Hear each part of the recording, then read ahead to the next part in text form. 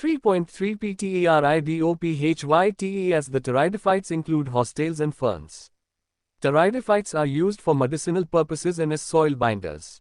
They are also frequently grown as ornamentals. Evolutionarily, they are the first terrestrial plants to possess vascular tissues, xylem and phloem. You shall study more about these tissues in Chapter 6. The pteridophytes are found in cool, damp, shady places, though some may flourish well in sandy soil conditions. You may recall that in bryophytes the dominant phase in the life cycle is the gametophytic plant body. However, in pteridophytes the main plant body is a sporophyte which is differentiated into true root, stem and leaves, figure 3.3. These organs possess well-differentiated vascular tissues. The leaves in pteridophyta are small microphyles as in Selaginella or large macrophylls as in ferns. The sporophytes bear sporangia that are subtended by leaf-like appendages called sporophylls. In some cases sporophylls may form distinct compact structures called strobili or cones. Selaginella aquazetum. The sporangia produce spores by meiosis in spore mother cells. The spores germinate to give rise to inconspicuous, small but multicellular, free-living, mostly photosynthetic thalloid gametophytes called prothallus. These gametophytes require cool, damp, shady places to grow. Because of this specific restricted requirement and the need for water for fertilization, the spread of living pteridophytes is limited and restricted to narrow geographical regions. The gametophytes bear male and female sex organs called antheridia and archegonia, respectively. Water is required for transfer of anthrazoids, the male gametes released from the antheridia, to the mouth of archegonium. Fusion of male gamete with the egg present in the archegonium result in the formation of zygote. Zygote thereafter produces a multicellular well-differentiated sporophyte which is the dominant phase of the pteridophytes. In majority of the pteridophytes all the spores are of similar kinds. Such plants are called homosporous. Genera like Selaginella and Salvinia, which produce two kinds of spores, macro large and micro small spores, are known as heterosporous. The megaspores and microspores germinate and give rise to female and male gametophytes respectively. The female gametophytes in these plants are retained on the parent sporophytes for variable periods.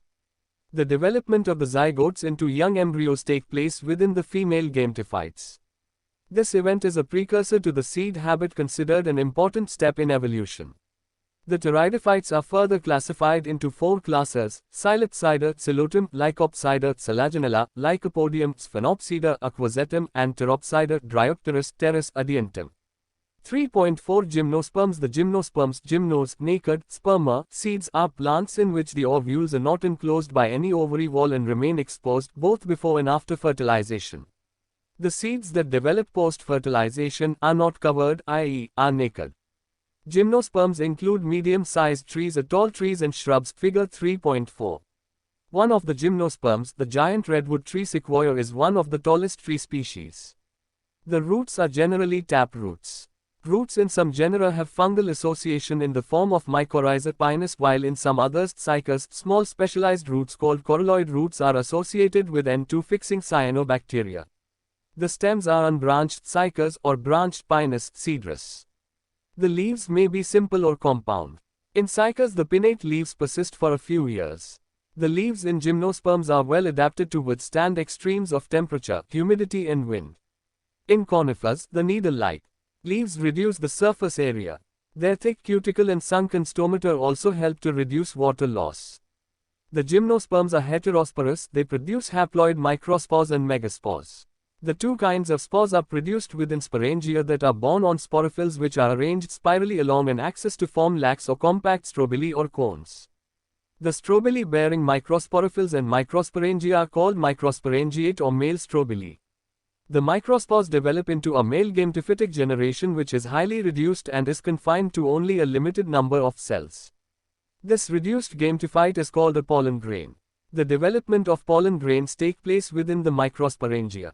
The cones bearing megasporophylls with ovules or megasporangia are called macrosporangiate or female strobili. The male or female cones or strobili may be borne on the same tree, pinus. However, in cycas male cones and megasporophylls are borne on different trees. The megaspore mother cell is differentiated from one of the cells of the nucellus. The nucellus is protected by envelopes and the composite structure is called an ovule. The ovules are borne on megasporophylls which may be clustered to form the female cones. The megaspore mother cell divides meiotically to form 4 megaspores. One of the megaspores enclosed within the megasporangium develops into a multicellular female gametophyte that bears 2 or more archegonia or female sex organs. The multicellular female gametophyte is also retained within megasporangium.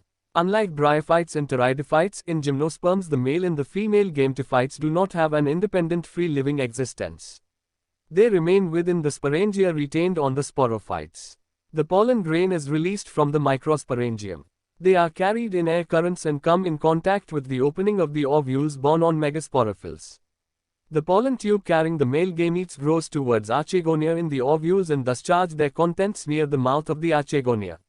Following fertilization, zygote develops into an embryo and the ovules into seeds. These seeds are not covered. 3.5 Angiosperms. Unlike the gymnosperms where the ovules are naked, in the angiosperms or flowering plants, the pollen grains and ovules are developed in specialized structures called flowers. In angiosperms, the seeds are enclosed in fruits. The angiosperms are an exceptionally large group of plants occurring in wide range of habitats. They range in size from the smallest wolfia to tall trees of eucalyptus over 100 meters. They provide us with food, fodder, fuel, medicines and several other commercially important products. They are divided into 2 classes, the dicotyledons and the monocotyledons, figure 3.5. The dicotyledons are characterized by seeds having 2 cotyledons, reticulate venations in leaves, and tetramerous or pentamerous flowers, i.e., having 4 or 5 members in each floral whorls. The monocotyledons on the other hand are characterized by single cotyledonous seeds, parallel venation in leaves, and trimerous flowers having 3 members in each floral whorls. The male sex organ in a flower is the stamen. Each stamen consists of a slender filament with an anther at the tip. Within the anthers, the pollen mother cell divides by meiosis to produce microspores which matures into pollen grains. The female sex organ in a flower is the pistil. Pistil consists of a swollen ovary at its base, a long slender style and stigma. Inside the ovary, ovules are present. Generally each ovule has a megaspore mother cell that undergoes meiosis to form 4 haploid megaspores. 3 of them degenerate and 1 divide to form the embryo sac. Each embryo sac has a 3-celled egg apparatus, 1 egg cell and 2 synogeds, 3 antipodal cells and 2 polar nuclei. The polar nuclei eventually fuse to produce a diploid secondary nucleus. Pollen grain, after dispersal from the anthers, are carried by wind or various other agencies to the stigma of a pistil. This is termed as pollination. The pollen grains germinate on the stigma and the resulting pollen tubes grow through the tissues of stigma and style and reach the ovule. The pollen tubes enter the embryo sac where 2 male gametes are discharged. One of the male gametes fuses with the egg cell syngamy to form a zygote. The other male gamete fuses with the diploid secondary nucleus to produce the triploid primary endosperm nucleus pen. Because of the occurrence of 2 fusions, i.e., syngamy and triple fusion, this event is termed as double fertilization, an event unique to angiosperms. The zygote develops into an embryo with 1 or 2 cotyledons, and the pen develops into endosperm which provides nourishment to the developing embryo. The synogeds and antipodals degenerate after fertilization. During these events the ovules develop into seeds and the ovaries develop into fruit. The life cycle of an angiosperm is shown in figure 3.6. 3.6 Plant life cycles and alternation of generations. In plants, both haploid and diploid cells can divide by mitosis. This ability leads to the formation of different plant bodies, haploid and diploid. The haploid plant body produces gametes by mitosis. This plant body represents a gametophyte. Following fertilization, the zygote also divides by mitosis to produce a diploid sporophytic plant body. Haploid spores are produced by this plant body by meiosis.